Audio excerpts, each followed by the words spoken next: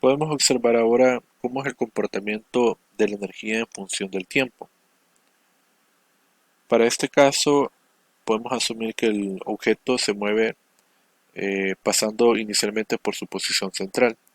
En la posición central vamos a tener un valor máximo de energía cinética, que sería en este punto. La gráfica continúa de esta forma en un comportamiento senoidal o cosenoidal, dependiendo de la función que estemos utilizando para la velocidad o la posición. De la misma manera, en el punto central o en la posición central, el objeto tendrá una nula energía potencial elástica. Entonces lo vemos reflejado acá. Y el comportamiento de la energía potencial cambiará de un máximo a un mínimo constantemente. También su ecuación dependerá de qué tipo de función estemos ocupando, una función seno o una función coseno. Cabe aclarar en estas ecuaciones que a cuadrado no representa aceleración. Esto de acá representa la amplitud. Observemos también que aquí tenemos intersecciones de las gráficas, estos puntos de acá. En estos lugares ahora me van a representar tiempos para los cuales se cumple que la energía potencial es igual a la energía cinética. Por ejemplo, acá tendríamos un tiempo para el cual ocurre eso. De hecho, podemos observar que luego de cierto intervalo de tiempo se vuelve a producir el mismo fenómeno y así sucesivamente. Determinemos para el primer tiempo para el cual ocurre que la energía potencial es igual a la energía cinética. Bien, determinemos entonces el tiempo para el cual se va a cumplir que la energía cinética y la energía potencial serán iguales. Planteemos entonces la igualdad. Energía cinética igual a energía potencial. La energía cinética es un medio de la masa por la velocidad al cuadrado. Y la potencial, un medio de k por x al cuadrado. Voy a eliminar un medio y voy a reemplazar la velocidad y la posición por sus ecuaciones características. M por velocidad, perdón, voy a borrar acá. La velocidad es, ya elevando al cuadrado, a cuadrado, omega cuadrado, por el seno de omega t más phi, igual la constante elástica, y reemplazamos acá el cuadrado de la ecuación. A cuadrado por el coseno cuadrado de omega t más phi. Y también sería seno cuadrado. Bien, ahora puedo observar que puedo eliminar a cuadrado. Además, el producto de masa por omega cuadrado es la constante elástica, o sea que puedo eliminarlos también. ¿Qué nos queda entonces? Nos queda seno cuadrado de omega t más phi igual al coseno cuadrado de omega t más phi. Voy a dividir entonces la función seno sobre la función coseno. Eso nos quedaría de esta forma. Seno cuadrado omega t más phi entre coseno cuadrado omega t más phi. Esta función nos va a devolver lo siguiente. Tangente cuadrado de omega t más phi. Bien, entonces, ahora que tenemos esto, podemos despejar de la siguiente forma. Voy a borrar la parte de arriba para tener espacio.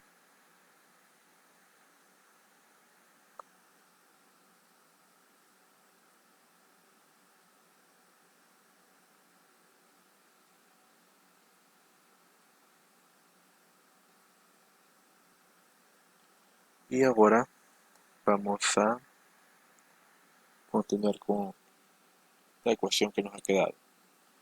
Esto nos queda tangente cuadrado de omega t más phi igual a 1.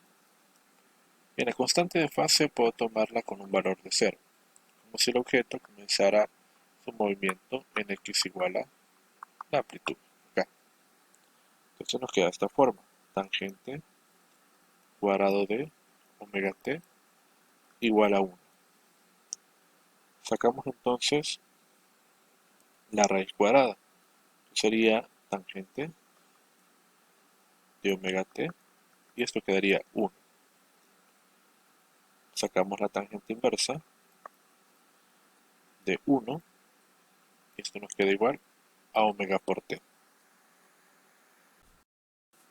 Del lado izquierdo obtenemos entonces pi cuartos, que sería la tangente inversa de menos 1. Luego la frecuencia angular sabemos que es 2pi sobre el periodo por el tiempo. De tal forma que si yo cancelo acá y reordeno los términos, el tiempo para el cual se cumple lo que estamos buscando es igual al periodo entre 8. Cada octavo de periodo se produce que la energía cinética es igual a la energía potencial. Regresando al gráfico que teníamos de energía versus tiempo, hemos encontrado entonces que cada octavo de periodo, perdón, vamos a borrar acá,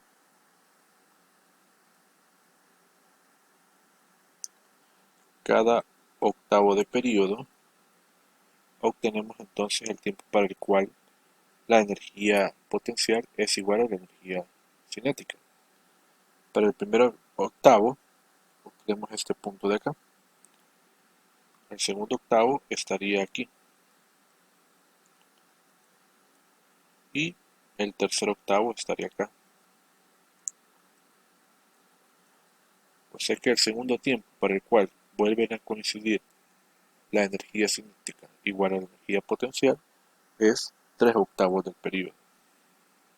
Por otra parte, para terminar esta sección, nos damos cuenta que si vamos sumando los puntos de estas funciones, ¿sí?, de la energía cinética y potencial, vuelve a cumplirse que la energía total o mecánica se mantiene constante. Veamos ahora 3 aplicaciones del movimiento armónico simple. Comencemos con el péndulo simple. El péndulo simple es un sistema idealizado conformado por una partícula de masa puntual que está suspendido desde un punto fijo, mediante un hilo que es inextensible y que no posee peso. Tenemos acá el esquema básico de lo que es un péndulo simple. Un péndulo simple como tal no puede ser creado, solo existe como concepto. Podemos aproximarnos a la construcción real de un péndulo simple, mas sin embargo no podemos hacerlo de forma perfecta. Vemos acá entonces que el péndulo consiste en una masa que está suspendida y que oscila alrededor de un punto fijo.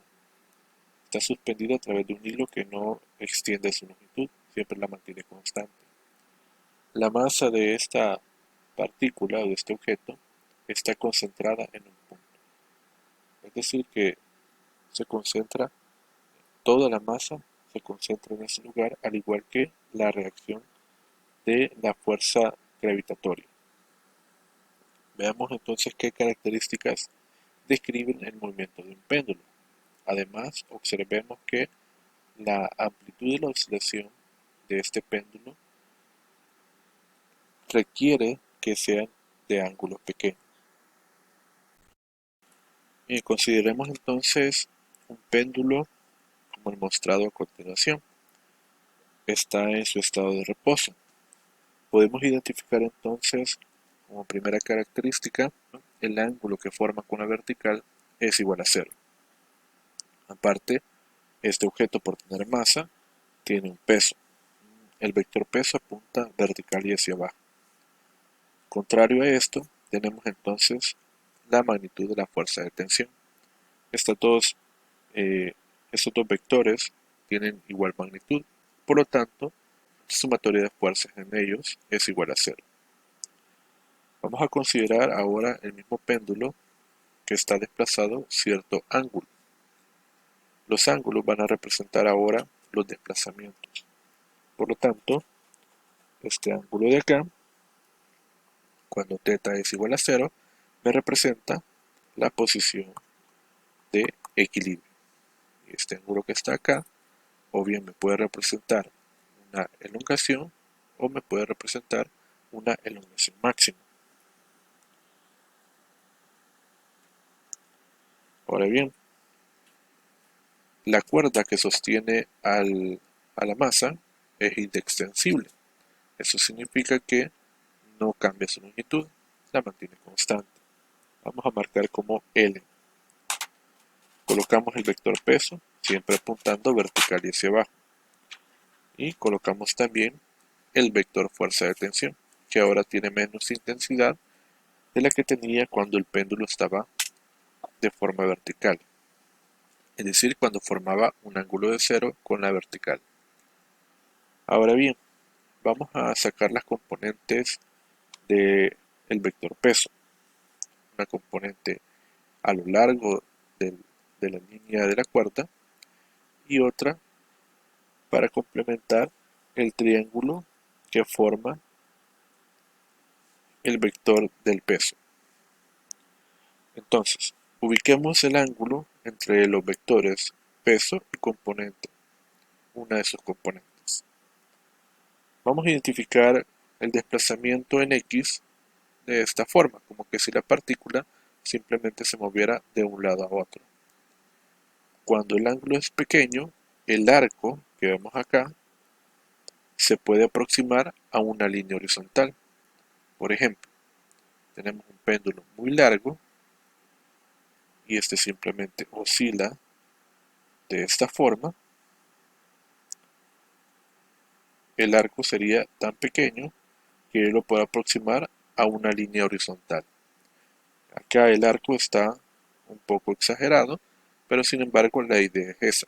Para ángulos pequeños se puede aproximar el arco a una línea horizontal. Vamos a eliminar las anotaciones y observemos lo siguiente. Aquí tenemos este péndulo simple oscilando de un lado a otro. La fuerza de tensión aumenta a medida que nos acercamos a la posición de equilibrio, dado que I debe de tener un equivalente al peso. Por otra parte, nos damos cuenta también que este vector en color verde, este de acá, representa una fuerza, la fuerza recuperadora. En el momento que el objeto se mueve de la posición central hacia la derecha, aparece una fuerza restauradora en el sentido contrario. En el momento que este objeto se mueve del punto de equilibrio hacia la izquierda, aparece de nuevo la fuerza recuperadora, moviendo o obligando al objeto a regresar a la posición central. Entonces es una fuerza recuperadora. La pregunta es, ¿producirá esta fuerza recuperadora un movimiento armónico simple? Veamos entonces. La fuerza recuperadora que se observa en el péndulo es esta en color verde, esta de acá. Esta fuerza no es nada más que una de las componentes del peso, esta otra de acá. Por lo tanto, cuando el movimiento es hacia la derecha, ella se opone a ese movimiento. La magnitud de esa fuerza es el producto de la masa por la gravedad por el seno del ángulo. Veamos. Voy a borrar estas anotaciones y apliquemos la segunda ley de Newton. La sumatoria de fuerzas es igual a masa por aceleración. La fuerza restauradora es igual a la masa por la segunda derivada de la posición con respecto al tiempo. La fuerza recuperadora acabamos de ver es mg seno del ángulo. Ojo, esta fuerza se puede simplificar un poco más. Matemáticamente, si los ángulos son pequeños, podemos expresar la función seno del ángulo simplemente al valor del ángulo. Por ejemplo, un ángulo de 0.5 radianes, su equivalente, cuando lo hacemos en la calculadora, es exactamente el mismo, cuando le aplicamos la función seno del ángulo. Entonces podemos hacer esa pequeña aproximación y transformar entonces la fuerza en mg por el ángulo. Ahora, no produce un movimiento armónico simple porque a esta fuerza recuperadora le falta algo. Y ese algo va a ser el signo. Aparte de que tiene que ser ángulo pequeño para aplicar la restricción. ¿Por qué? Porque si nos recordamos, la fuerza recuperadora en el sistema masa-resorte es igual a menos k por x, es decir, directamente proporcional al desplazamiento. Pero para el péndulo simple, yo veo que es directamente proporcional al seno del ángulo. O sea, hay otra función implícita dentro de esta ecuación y tiene que estar aislada la deformación o la elongación o la posición aislada de cualquier función. Por eso tiene que estar directamente proporcional al ángulo. Sustituimos entonces en la derivada el valor de la fuerza recuperadora y hacemos lo siguiente. Eliminamos las masas y nada más nos queda el producto de menos la gravedad por el desplazamiento angular o la posición angular. Ahora bien, aplicando siempre la aproximación de ángulo pequeño, el seno del ángulo es aproximadamente el valor del ángulo. Ahora, ¿de dónde sale x sobre l? Planteando un poco el esquema que tenemos del péndulo, vamos a borrar acá.